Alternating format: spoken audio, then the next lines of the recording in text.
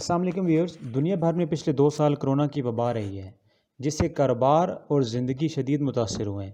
لوگ وبا کے پھیلنے کی وجہ سے گھروں تک محدود ہو گئے ہیں۔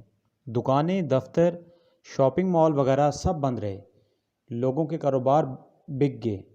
ایسے میں آن لائن بزنس کی بڑی کمپنیاں جیسے کہ والمارٹ، ای بے، امیزون کے بارے میں باتیں شروع ہو گئی۔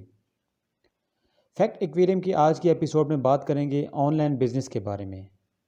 تو دوستوں، امیزون ایک ماڈل ہے جسے FBA کہتے ہیں۔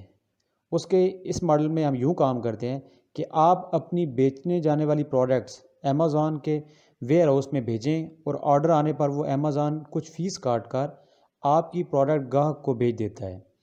یہ ماڈل کافی مقبول رہا اور بڑے لوگوں نے اس ماڈل کی وجہ سے آن لائن بزنس شروع کیا، جس میں سے اکثریت کا پیسہ ڈوب گیا۔ اس طرح وقت اور کچھ پیسہ کمانے کے چکر میں امریکہ اور دنیا بھر کے بڑے لوگوں نے اسٹاک ایکسچینج میں بھی خوب پیسہ لگایا۔ انٹرنیٹ کی سہولت، وقت اور اسٹاک ایکسچینج اور آن لائن بزنس کی ویب سائٹس کی سہولت ہونے پر پیسہ انویسٹ کرنا اب عام لوگوں کی پہنچ میں بھی تھا۔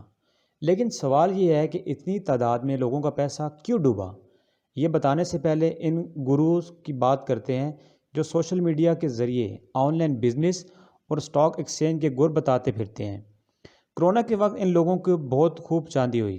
انہوں نے دراصل کیا یہ کہ لوگوں کو آن لائن بزنس کے بڑے بڑے سبز باغ دکھائے۔ یہ استاد لوگ پیسے کی نمائش کر کے اور اپنے بہتر لائف سٹائل بتا کر لوگوں کو متاثر کرتے تھے اور بتاتے کہ یہ سب پیسہ انہوں نے آن لائن بزنس کے ذریعے کمایا ہے۔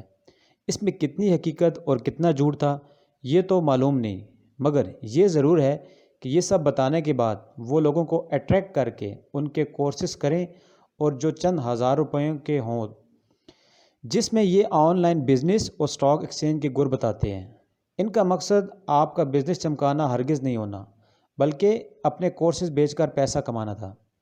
ویور جی کتنے مخلص تھے، اس کا اندازہ اس بات سے لگایا جا سکتا ہے کہ ہر آئے روز یہ اپنے اسٹوڈنٹس کے جو ان کے کورسز سے گریجویٹ ہوتے، ان کی سرپرستی میں کاروبار کرتے، ان کے جمعہ 8 دن کے کاروبار کی کامیابی کی کہانیاں بتاتے پھرتے کہ فلاں نے اتنا کام کیا، اتنا پیسہ لگایا اور چند ماہ میں ہی اب وہ لاکھوں کی کمائی کر رہے ہیں۔ مگر اس سب میں ایک مسئلہ ہوتا ہے، وہ یہ کہ کامیاب کاروبار کی کل کمائی بتاتے ہیں، منافع انہیں یوں سمجھ نہیں آتا۔ مثال کے طور پر ایک آدمی نے 100 پانی کی بوتلیں 50 روپے فی بوتل بیچی، اب اس کی کل کمائی ہوئی 5000، مگر اس میں منافع کتنا ہوا؟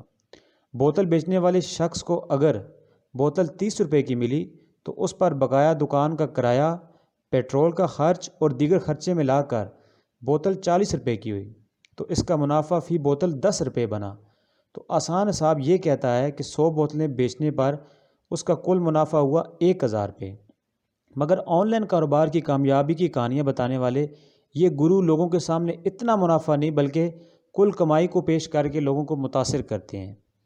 اب اگر آپ کوئی پروڈکٹ امیزون پر بیچتے ہیں تو جب کوئی شخص کوئی چیز امیزون پر سرچ کرتا ہے تو اگر آپ کی پروڈکٹ پہلے پیج پر سامنے آتی ہے تو اس بات کا امکان زیادہ ہوگا کہ وہ شخص آپ کی پروڈکٹ خریدے گا۔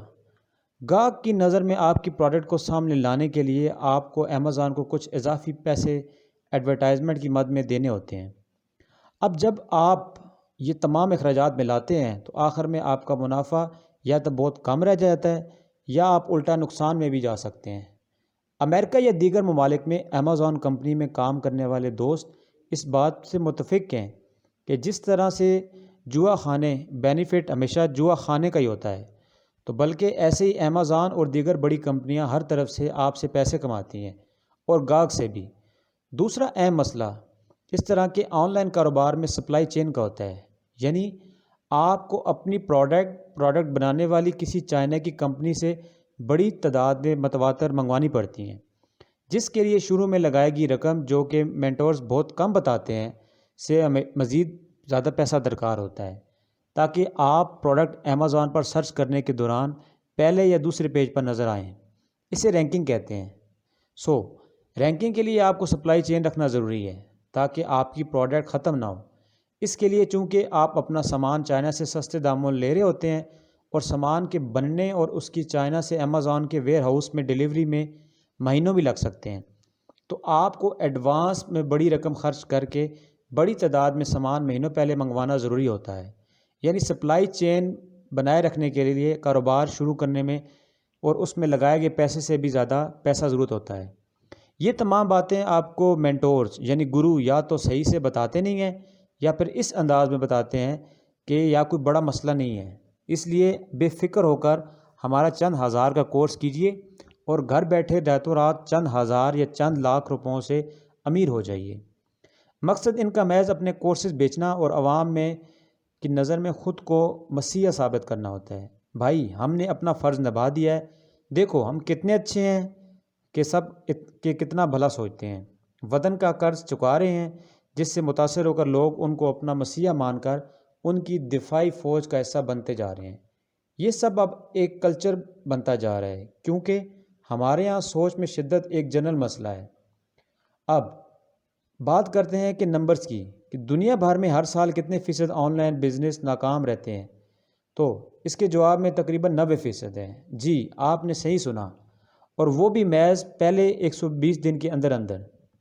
مگر کیا آن لائن کاروبار میں کامیاب ہوا جا سکتا ہے؟ جی ہاں، مگر حقیقت کو اپنا کر۔